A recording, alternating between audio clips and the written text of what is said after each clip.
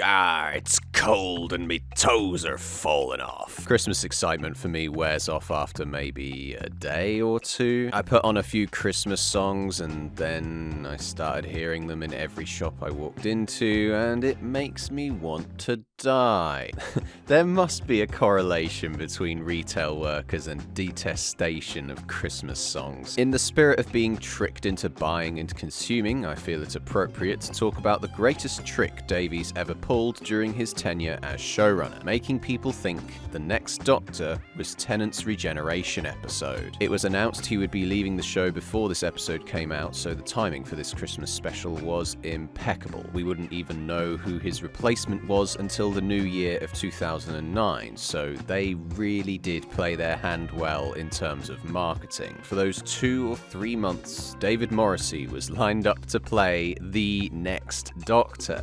Not to be confused with singer-songwriter Morrissey from The Smiths. Like with the Titanic episode, I'd only watched this once, and that will be our jumping on point for this review, so without further ado, let's get on with the review. The final Doctor Who episode to be filmed in 576 interlaced kicks off splendidly. The camera tracks to the left with this spectacular reveal of a market with some triumphant music. The rotations around Tennant give this sense of wonder and excitement for Christmas that the character must be feeling. It does contrast somewhat with the rock-bottom expressions we bore witness to at the end of Journey's End, but maybe this is his escapism from the trauma of leaving Donna without her memories. I have to appreciate Tennant's traditional bombardment being handled with such comedic genius here. Give me the sonic screwdriver. What? Now, quickly, get back to the TARDIS. What? This is a job for a Time Lord. Job for what, Lord?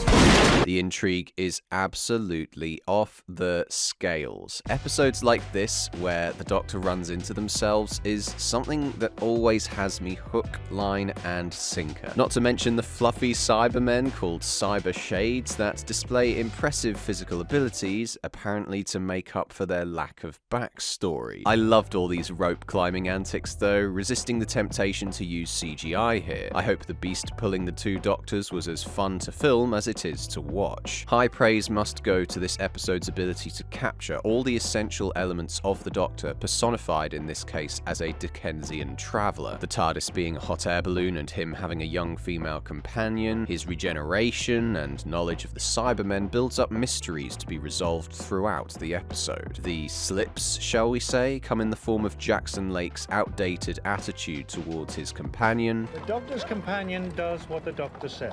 his not-so-sonic screwdriver, Is that your sonic screwdriver? That's a screwdriver. How's it sonic? It makes a noise.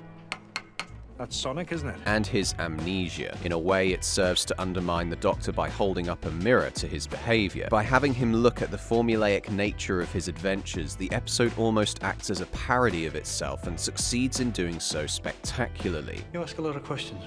I'm your companion. This idea is counterbalanced by breaking the 180-degree rule in this scene. The whole time that Jackson describes how he plans to solve his own murder, he's framed on the right-hand side. The camera repositions so that Tennant is then seen on the right, just as Jackson begins to question why this John Smith bloke acts so similarly to himself. All this camera switching culminates with the reveal of a fob watch in Jackson's possession, which turns out to be the greatest trick of the lot, as such a momentous prop winds up being empty and the mystery continues. Having said that, something does fall out of it, and I guess the cat would be out of the bag if a little drawing of his family or something jogged his memory prematurely. Meanwhile, we learn that a certain batch of Cybermen being sent into the Void 2 seasons back wound up in London 1851. Can't say it's the most believable idea, but it allows for the recycling of the cyber industry's Cybermen without a million questions being raised. Unfortunately, the cyber leader's brain looks like it's made of plastic, and I couldn't help but think of King Crimson in this scenario. You will be heralded in the new age. In the court of the cyber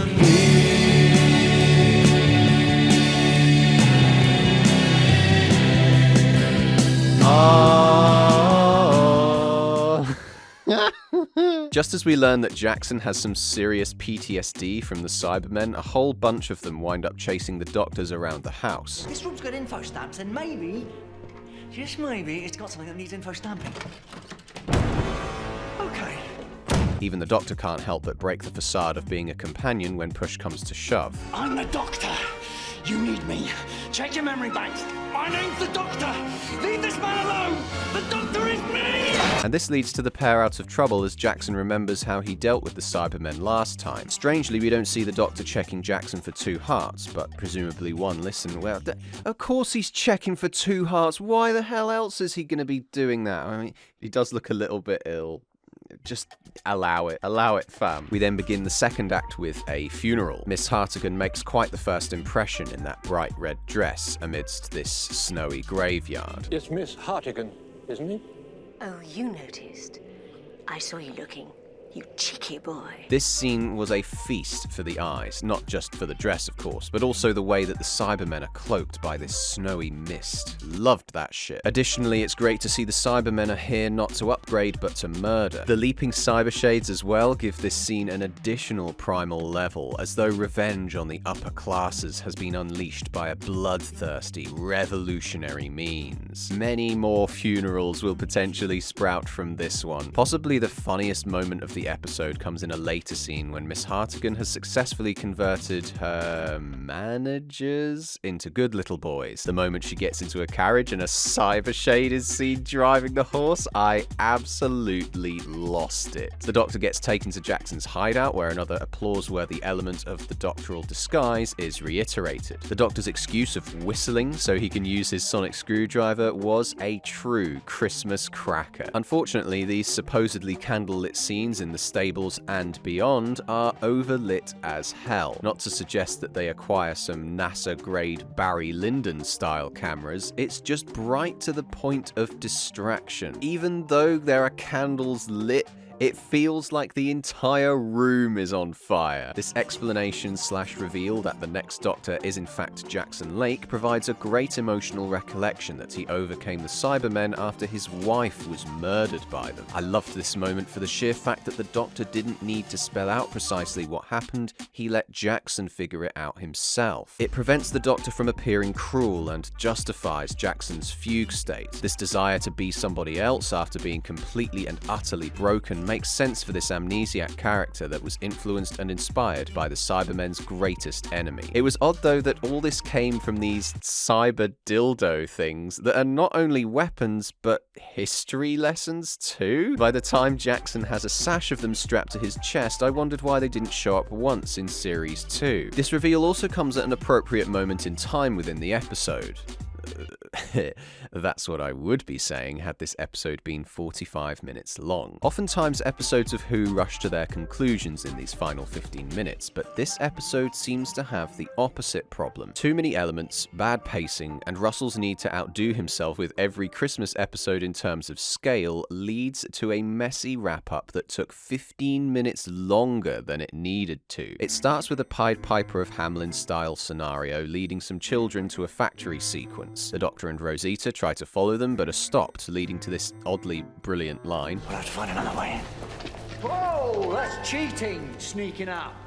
Do you have your legs on silent? The Cybermen don't quite recognize him, so the Doctor throws a dildo their way, finding footage from 3 whole series showing up on their monitor. I'm not sure why they didn't just use the footage from those 4 prior Cybermen episodes. For example, how did they manage to get footage of the Doc drowning the Rachnos and being on board the Titanic? The production team's amnesia doesn't stop there either, because the Cybermen across the board sound muffled as fuck. The core has been damaged. This info stamp would damage cyber units. You have wisdom. If the Doctor is planning to intervene, then the ascension will commence immediately. The children are put to work and it honestly looks hilarious. The overly intense red lighting for starters makes the thing look more like a section of Jungle Run than a hot, intense factory. How do these kids even know what they're doing? And why is there so much focus on this big spiky ball? Oh, I knew they'd pan up to a CGI ceiling shot. You know how I know?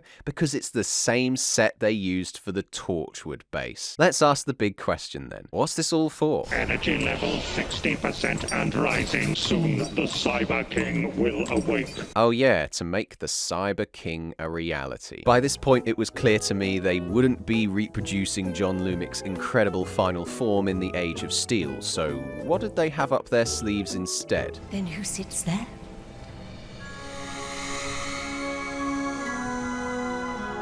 I mean, sure, it's a nice twist, but... All hail the Cyber King!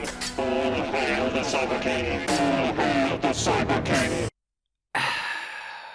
Seriously? Not making her the Cyber Queen, or at least having Miss Hartigan insist on being called the Cyber Queen? Whilst all this was going on, the trio managed to infiltrate the factory. They find out that once the children have created enough energy to fuel the king, they are disposable. Cruel as this may sound, I didn't find myself caring that much about this idea. Had Miss Hartigan been given more character development and not introduced the children into the mix 30 minutes in, maybe I'd have felt some attachment to them both. A dimension vault. Stolen from the Daleks again. That's how the Cybermen travel through time. Jackson, is this it? The thing you couldn't remember? I don't think so. Hang on, whoa, what? This guy forgot his wife died. Are you saying there's something else he's forgotten? Oh my god. He forgot he had a son as well? How could you forget having a child who has eyelashes like that, dude? It was so funny as well that Jackson had to have the stupidest kid of the lot. Instead of running off with the rest of them, he just stands there right at the top of this room. And it was all so unfucking necessary. My son, Rosita. This boy is my son. And why can't your son confirm this with a single line of dialogue in this episode, Speaking of unnecessary...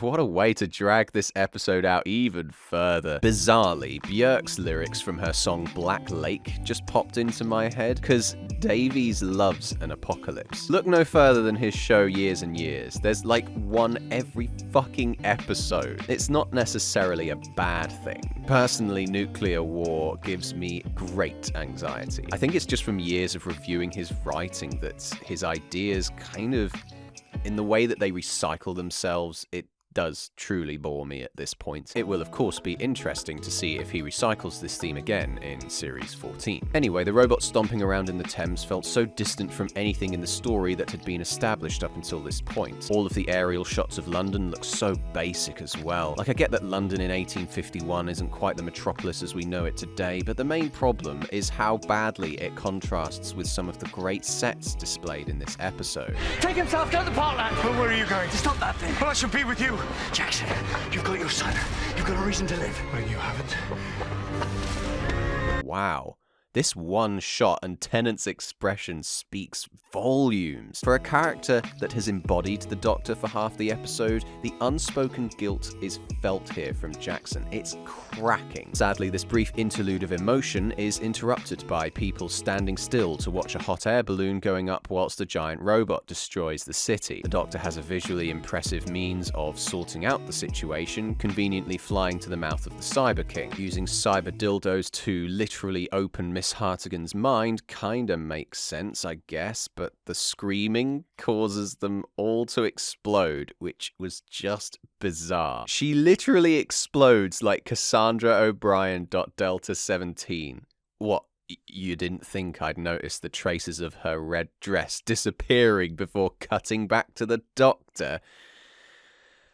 Who edited this, honestly? Strangely, the machine itself doesn't explode like the Cybermen do, dragging out this scene even more by having it wobble and potentially fall on everybody. The Doctor saves the day, but on the ground, things get pretty murky. I'd say he used that dimension vault to transfer the wreckage of the Cyber King into the time vortex, there to be harmlessly disintegrated. Well, thank God the crowd has you to explain it all to them. Just in case we weren't paying attention, I guess. We wrap the episode up with another emotional interlude. The Doctor shows Jackson the TARDIS interior, and I really appreciated his reaction here, largely because he accidentally sums up the show in a nutshell. Well, this is nonsense. Complete and utter wonderful nonsense. Very, very silly. Oh no, I can't bear it.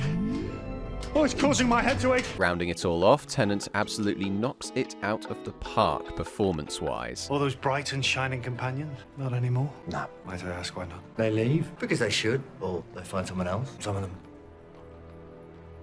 forget me. Oh.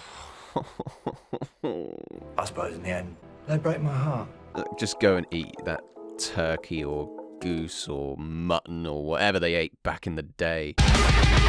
So, did it suck? It's not a bad episode, but it isn't a great one either. The nosedive in quality seen in the final half hour is largely to blame for this. We not only have a lot of CGI fluff at the back end, but I think Miss Hartigan and the kids needed to be better connected to Jackson instead of forcing it with his kid that he forgot about. Otherwise, a lot of the scenes in the first half could have made the episode one of the greatest ever. Jackson as a mystery character and the extreme coincidental nature of the story provide great entertainment. I wanted to see more of the Cyber Shades because they looked pretty great, and Tennant carries a lot of the point scoring too, as he acts as a companion to Jackson. All in all though, I won't exactly be rushing to put this one on to watch on a Christmas night in the future. I give The Next Doctor a 6 out of 10.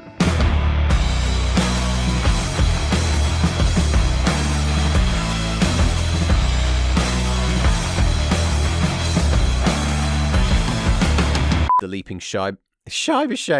These supposedly candlelit scenes in the stables and beyond, where otherwise a lot of the scenes in the first half could have. Tennant carries a lot of the point scoring as well, as he acts as a companion to the Jackson man. It was just, I was like overwhelmed by an itch on my forehead there. That was prime.